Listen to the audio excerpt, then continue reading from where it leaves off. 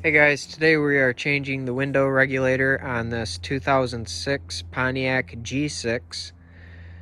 This video is helpful. Smash that thumbs up button, really helps me a lot. First thing we're going to do is pry up this little mat here. So pry that out, and then you can access these screws right here which we need to take out. Alright, we got these two screws out here, so now we just need to pop this up and off. Sometimes this gets caught right there. Sometimes that gets caught on the rubber. Just kind of push that way and lift up. And then this whole piece here comes loose.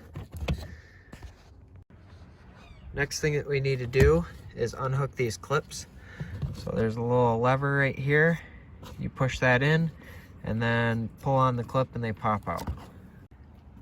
Now that we have those two clips unhooked, you can flip it over like this, and what you'll have to do is pry this right here out. It's held in by a clip here. There's one right here, and then the same on the other side. So you'll have to peel those back and then pull this out. It can be kind of a pain to wiggle it loose, but it's not too bad. Alright, now you've got it out, and you can put the new one in and put it back together the way that it came apart.